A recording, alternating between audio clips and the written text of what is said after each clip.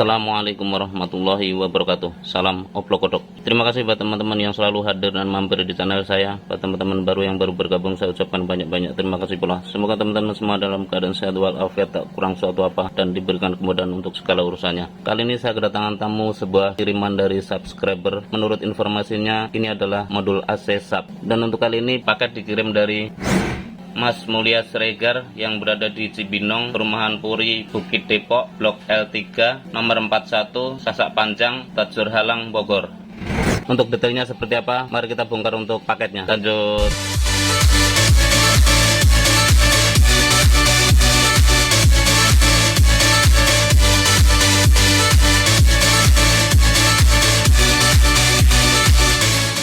Dan inilah paket tersebut setelah saya keluarkan dari packingnya. Seperti kita lihat, ini adalah modul AC untuk brand SAP ya teman-teman. Menurut informasi yang saya terima dari subscriber saya tersebut, bahwasanya untuk modul AC ini mati total. Untuk modul AC ini sudah pernah dilakukan usaha perbaikan oleh beliaunya, tapi gagal. Selanjutnya untuk modul ini dikirim ke saya, dan beliaunya minta bantu untuk dilakukan pengecekan secara detail. Jenis kerusakannya itu seperti apa dan kerusakannya itu ada di mana. Untuk melakukan usaha perbaikan seperti biasa, kita harus mempelajari skema dan cara kerja dari modul AC untuk brand SAP ini. Seperti biasa, untuk modul SAP ini terbelah menjadi dua bagian utama, yaitu area primer dan area sekunder. Untuk area primer adalah komponen-komponen yang tertanam sebelum trafo ini. Ini ada sebuah trafo kecil ya teman-teman. Dan untuk area sekunder adalah komponen-komponen yang tertanam setelah trafo kecil ini. Memang untuk PCB modul AC itu tidak jelas seperti power supply TV atau power supply lainnya teman-teman. Coba saya balik. Dan seperti ini kalau saya balik, dalam arti tidak jelas itu tidak ada marking atau garis pemisah antara area primer dan area sekunder. Tapi tentunya untuk para teknisi harus tahu mana area primer dan mana area sekunder. Untuk skema dan jalur dari PCB AC ini bisa kita perhatikan. Untuk test pen 220 itu masuk di test point ini teman-teman. Selanjutnya dari test point ini kemudian masuk ke fuse. Di sini ada fuse, coba saya balik. Nah, ini fuse kecil teman-teman. Selanjutnya dari fuse ini kemudian masuk ke dioda kiprok atau dioda sisir. Ini di sini ada dioda sisir. Selanjutnya setelah dioda ini tegangan disearahkan dan di up menjadi 300 volt yang kemudian diumpan ke elko utamanya. Di sini ada elko utama yang bertegangan 300 volt. Bisa teman-teman lihat untuk marking di bodi elko-nya tertulis 400 volt, artinya tegangan yang melalui jalur elko ini bertegangan kisaran di bawah 400 volt ya.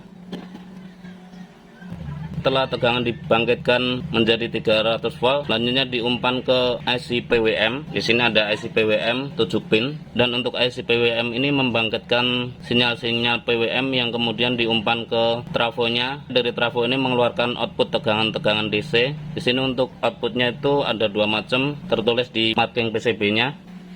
Bisa teman-teman lihat ini ada marking 5 volt, ground dan 12 volt. Untuk output 5 volt di sini setelah melalui elko sebagai filternya ini kemudian diumpan ke test point ini. Ini adalah test point fuse yang dicolokkan sebuah soket di bawahnya ini.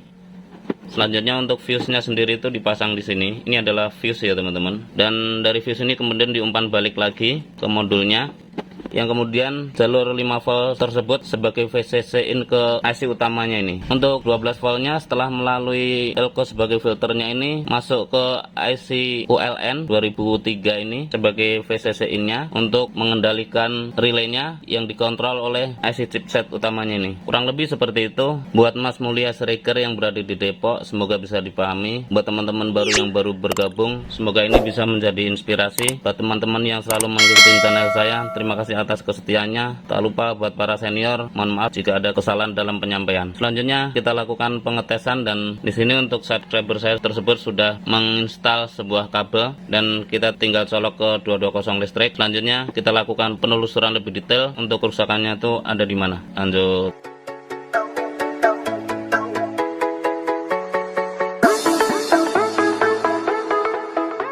Sudah saya saya sudah colokan, dan untuk pertama kita lakukan pengukuran tegangan AC. Kita pastikan untuk tegangan AC 220 itu sudah masuk di test point ini. Untuk range pengukurannya saya rubah ke AC dan coba kita ukur, dan bisa teman-teman lihat untuk tegangan AC sudah masuk, terukur 216,8 AC. Selanjutnya untuk tegangan AC ini kita pastikan sampai ke diodanya. Di sini ada dioda kiprok. Nah, bisa teman-teman lihat untuk tegangan 220 AC sampai ke dioda. Selanjutnya tegangan AC tersebut di up menjadi 300 volt DC setelah melalui dioda kiprok. Coba kita tes di elko utamanya. Dan bisa teman-teman lihat untuk tegangan yang terukur di elko utamanya terukur 300 volt, 302,6 volt DC. Dan itu artinya untuk area primer untuk sementara tidak ada masalah ya teman-teman. Selanjutnya untuk 300 volt ini diumpan ke IC PWM. Di sini ada IC PWM. Nah, nampaknya untuk 300 volt nyampe ke test point IC PWM-nya. Selanjutnya kita langsung lakukan pengukuran di area sekunder untuk 12 volt dan 5 voltnya. Untuk groundnya saya tusukkan di sini. Dan untuk 5 voltnya coba kita ukur. Untuk 5 volt nampaknya nggak hadir ya teman-teman. Untuk 12 voltnya hadir tapi ngedrop ya. Terukur 0,765. Dan artinya memang untuk modul AC ini bermasalah. Untuk IC utamanya hangat sedikit. Oh ya, untuk jalur 5 volt tadi ada tambahan sedikit untuk jalurnya. Jadi tegangan 5 volt tersebut saya cabut dulu biar aman. Untuk tegangan 5 volt tersebut setelah melalui elko sebagai filternya ini kemudian masuk ke fuse yang di sini teman-teman. Ini fuse. Selanjutnya tegangan 5 volt tersebut diumpan balik, yang kemudian diumpan ke IC utamanya ini dan diumpan balik ke optokopel. Di sini ada optokopel dan IC ini yang memberikan feedback ke area primer. Jadi jika feedback yang diberikan ke area primer ini ada masalah, tentunya untuk IC PWM ini tidak akan memberikan sinyal-sinyal PWM secara maksimal ke trafonya, yang berakibat untuk outputnya itu akan ngedrop atau sebaliknya mungkin ada yang melonjak seperti itu. Karena di area sekunder itu ada beban yang berlebih sehingga outputnya itu akan ngedrop teman-teman. Kurang lebih seperti itu. Dan untuk memastikan kerusakan itu ada di mana, itu banyak trik yang bisa teman-teman lakukan. Tentunya untuk trik pertama harus teman-teman ukur semua komponen yang ada di area sekunder ini apakah ada yang short. Coba saya balik dan kita sedikit fokus di area sekunder ya teman-teman. Di sini adalah IC utamanya. Coba saya balik.